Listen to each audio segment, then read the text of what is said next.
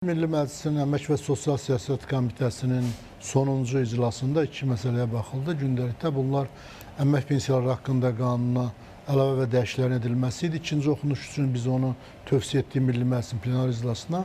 Bir də sosial xidmət haqqında qanuna əlavə və dəyişikliklər edilməsi ilə bağlı idi. Bunu da biz üçüncü oxunuş üçün Milli Məclisin plenar iclasına tövsiyə etdik.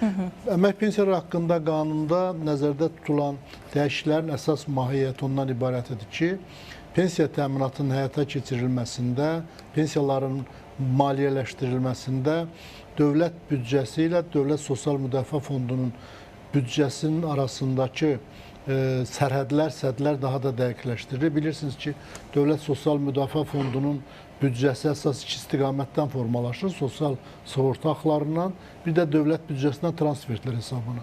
Sosial sığorta haqlarından formalaşan vəsait işləyən vətəndaşlarımızın sosial sığorta haqları ödəyirlər 22% iş yerindən, 23% isə vətəndaşın özü, o vətəndaşımızın pensiya təminatına yönəlir.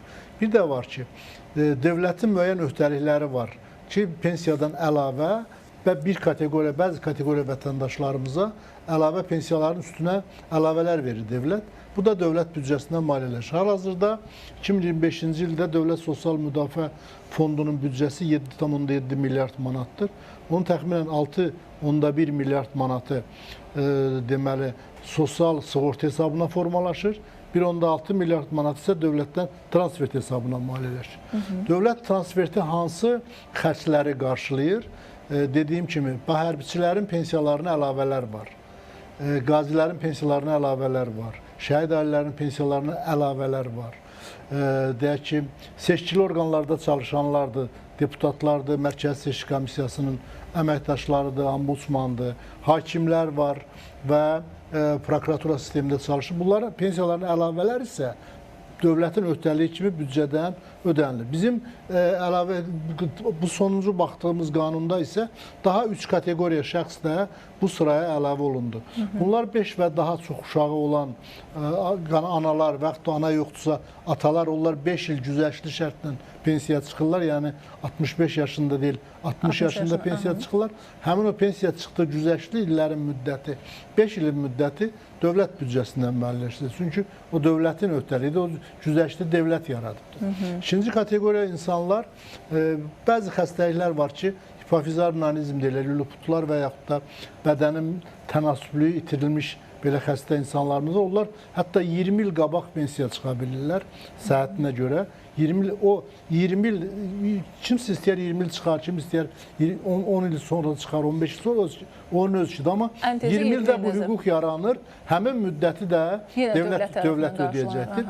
Üçüncü kateqoriya şəxslər isə deməli, xəstə yaxud əlilliyi olan birinci qrupda, əlilliyi olan şəxsə qulluq edən, bir də ailənin ahıl üzvünə qulluq edən şəxs də sığorta kapitalı əldə etmiş olur və onun da aldığı pensiyanı dövlət ödəyəcək, öhdəliklərini dövlət ödəyəcək. Yəni, burada məsələ ondan ibarət ki, pensiya təminatı ardıcıl olsun, təminatlı olsun və dövlətin və sığortanın öz öhdəlikləri də qəti şəkildə müəyyənləşdirilsin.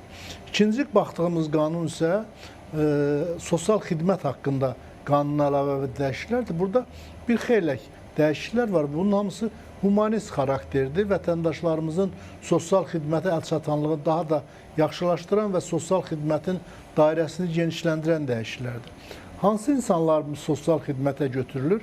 Birinci növbədə tək yaşayan ahıl insanlar, yəni 70 yaşından üstündə olan, tək yaşayan və ona yaxınlıqda yaşayan, ona qulluq etməyə borclu olan ailə üzvü olmayan şəxslər. Bu şəxslərin, bu qanun ümumiyyətlə 2013-cü ildə qəbul olunmuşdu. Həmin vaxtda yazılmışdı ki, qanunda eyni yaşayış məntəqəsində yaşayan, ona baxmağa borclu olan ailə üzvü yoxdursa, tənha yaşayan ahıla və yaxud da ki, əlilliyi olan şəxsə dövlət onlara xüsusi adamlar ayırır, sosial xidmət ayırır və onun sosial məişət qayğıları həmin adamlar tərəfindən, dövlət tərəfindən həyata keçirilir. Amma Bakı şəhərində bu cür formulovka problem yaradır. Çünki Bakı şəhəri böyük bir yaşayış məntəqəsidir. Deyək ki, ahıla ahıl şəxs, tənha yaşayan ahıl şəxs, misal üçün yaşayır Hövsanda, onun buna baxmağa borclu olan qohumu deyək, ailə üzvü, oğlu mu, qızı mı yaşayır Qaradağda. O mümkün deyil ona getmək, ona baxmaq, ona qulluq eləmək. Çünki bunun evi tamam başqa yerdə işləyirsə. Ona görə də biz dəyişiklik edirik bu qanunda. Çox vacib bir dəyişiklikdir ki, Bakı şəhərində eyni rayonun ərazisində yaşayan qohumu yoxdursa, övladı yoxdursa, ona baxmağa borclu olan, onda onu dövlət öz himayəsinə götürür. Digər bir dəyişiklik ondan ibarətdir ki, günərzi mərkəzlər var. Tutaq ki, elə şəxslər var ki, təlilliyi olan gənc adamdır. Amma istəyir bir rəssamlıq öyrənsin, istəyir bir peşə öyrənsin özündə və yaxud da ki, günün asuda keçirməkdən ötürü belə gündüz fəaliyyət göstərən dövlətin mərkəzləri var. O mərkəzlərə kimlər cəlb oluna bilər və o mərkəzlərdə onlara hansı maraqlı və əyləncəli məsələn, proqram təşkil oluna bilər ki, onların günləri orada rahat keçsin və faydalı keçsin. Bu məsələ də qanunda öz həllini tapmış oldu. Digər bir orada dəyişiklik ondan ibarətdir ki, bu insanlara həm də bir maarifləndirici, pedaqoji və psixoloji yardım göstərmək üçün qanunvericilikdə xüsusi müddəa yaranıbdır və onlar da dövlət hesabına bu xidmətləri ala biləcəklər.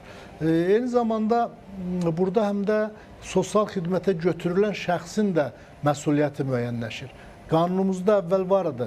Sosial xidmət edən şəxsin məsuliyyəti, məsələn, o sosial xidmətə götürdüyü insana, ona xidmət etdiyi insana deyək, ləyaqətinə yanaşmalıdır, hörmətlə yanaşmalıdır, şəxsiyyətini alçaltmamalıdır, ona qeyri-qanuni hərəkət etməməlidir. Amma əksinə biz bəzən görürük ki, sosial xidmətə götürülən şəxs sosial xidmət işçisinə qarşı bəzən görürsən davranışında hədd qoymur, onu təhqir edir, ona vəzifəsindən kənar tapşırıqlar verir.